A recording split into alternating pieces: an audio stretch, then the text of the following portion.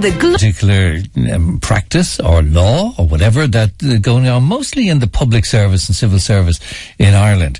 And that is, if you reach the age of 65, you've got to leave. That's it. Gone. You can't stay. Now, your old age pension, say, starts at 66. So in that interim time, you go down to the social welfare office and you say, well, I had to leave the job, 65, and can I have the pension? They say, no, you can't have it till next year, but you can go on Job Seekers and go out and get yourself a job. And you look at them and you say, get myself a job. I've just been kicked out of the job. The only reason I was kicked out of the job was because I reached 65. I had a job. They say, that doesn't matter now. You find another job now to do you for the year. And it's this bizarre situation. And I don't think I'm going to betray any secrets here, but there are people who are well known to you on your screen and on radio from RTE, which is classed as public service or civil service, and they will be leaving your screen, and some have done before, because they reached that age. Not because of their talent, not because of anything that they might be doing wrong, but because they are employed as staff members in RTE and they will be told to leave. It's a bizarre situation, and it sounds that it needs to be changed. A lot of parties have said before, all parties have said this should change. Now, our very own John Brady from Sinn Féin in Wicklow is bringing a bill to the Dáil concerning this. Good morning to you, John. Good morning, Declan. How are you? Okay, thank you. And why are you doing this at this time? Well, I suppose it's timely to bring this bill forward, and I suppose I have to acknowledge the work done by former Wicklow Deputy Anne Ferris, who brought forward a similar bill, which unfortunately fell with the the last government. Now, there's been a number of attempts to address this, and indeed Professor John Crown had brought forward a bill as well. So my bill, it's the mandatory retirement age reform bill, and it fundamentally wants to change that. It wants to do away with the discriminatory practice, as you rightly outlined there in your intro, where someone who on reaching the age of 65, they're deemed because of a number on a piece of paper that they're no longer in a position to be able to carry out the job. So fundamentally, it's a human rights issue. It's a fairness issue, and in bringing forward this bill, it's to address that. It's to abolish the mandatory retirement age, and essentially, as long as someone is able to do a job, they should be able to do it. Now, some people will want to retire at 65, others will want to retire at 60, and that's fine. They will be able to do that, but by removing that age of 65, it's given workers a choice. Some will want to continue working for economic reasons, others will want to continue working for social reasons, that maybe some of their friends are working, or they don't want to be sitting at home on their own. So it's about giving people the choice to continue working if they want to, for all of those reasons. And is it mostly in the public service, civil service, or is it in the private sector as well as part of contracts? Yeah, it is.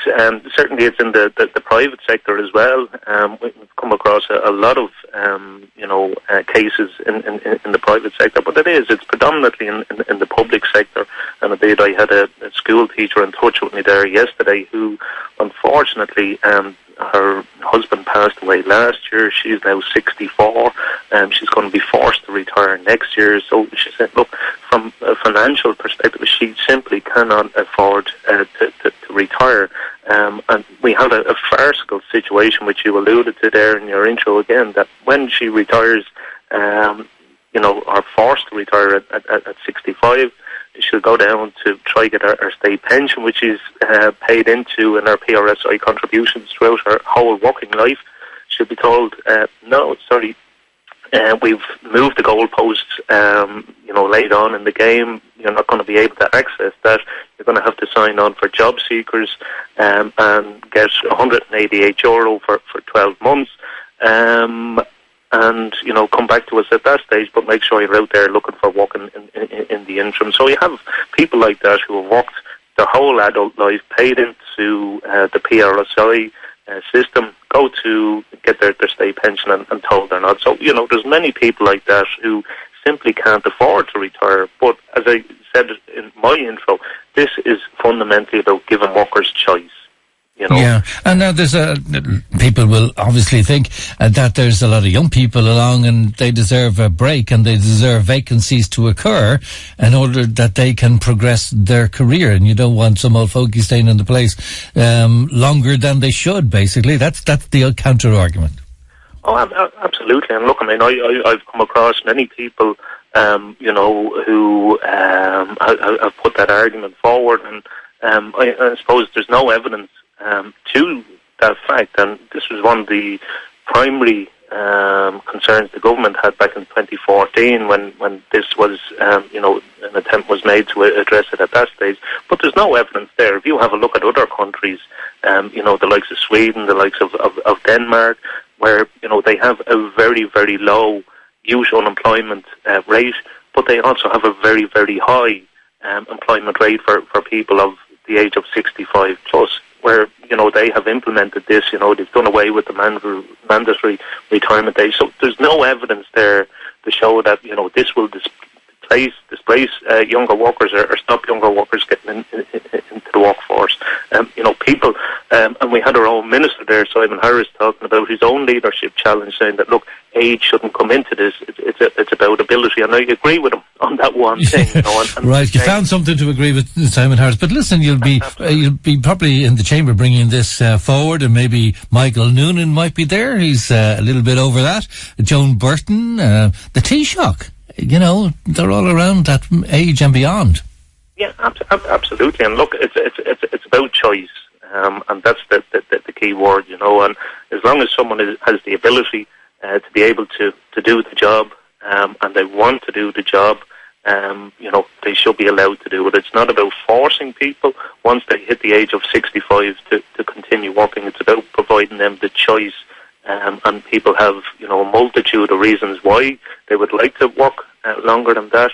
And people equally would have a multitude of reasons as to why they want to retire at 65 or younger, and they should also have the choice to do that also. So, look, people are living longer. We have, some people describing 60 as the new 40, and 80 is the new 60. So people are living longer, healthier lives.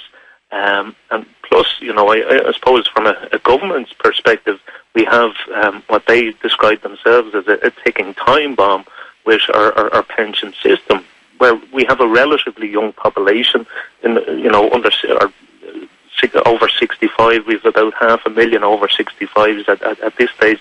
Come 2046, we're going to have 1.5 million over the age of 65. So, from an economic perspective, something needs to be done to address that ticking time bomb. Indeed, and we've got great employment figures at the moment, and there's probably a shortage of people in various industries, so it seems a bit daft. So you're bringing this anyway, John. Is it today or tomorrow?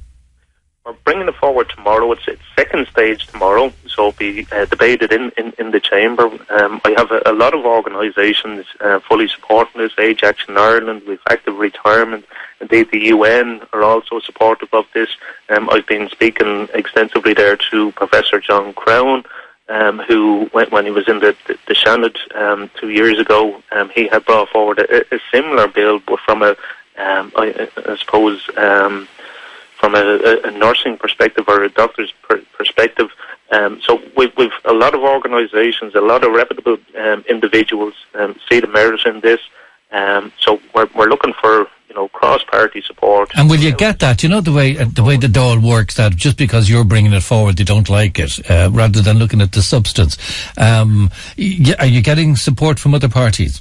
Absolutely, all parties, and even to go back when this bill was introduced back in 2015, and there was cross-party support at that stage, and indeed many people, many TDs at that stage from government and opposition spoke very, very favourably of it. So everyone sees the merit in this. So I hope everyone will support it when it does come to a vote in the Dáil, to allow this move forward, because it's a discriminatory practice. There's human rights issues there, there's fairness issues there. Everyone's calling for it, and now is the time It's really unfair, as I said, that someone hitting the age of 65 is forced onto a job seekers payment, as opposed to being able to get their state pension. And that's going to be made worse when the retirement age, for accessing your state pension, that's going up to 67 in 2021 and up to 68 in 2028. So we're going to have, essentially, if this isn't changed, people forced to retire at the age of 65, then forced onto a job seekers payment for 2-3 years until they can get their state. Yeah, it seems pretty mad. Anyway, a lot of skills still to offer, and that choice should be made available to them. All right. Well, let's John Brady, Sinn Féin spokesperson for social protection, bring this forward with his colleague as well, Denise Mitchell for Sinn Féin, and you're doing it tomorrow. So we look forward to that and see what support you get, John. All right. Thanks very much indeed. Thank you. Thank you. Bye-bye. That's Deputy John Brady from Sinn Féin. So if you have any view on that, 087 77 11 103 is our number. Now then we'll be looking at the Fran O'Toole Bridge and an issue around that very soon.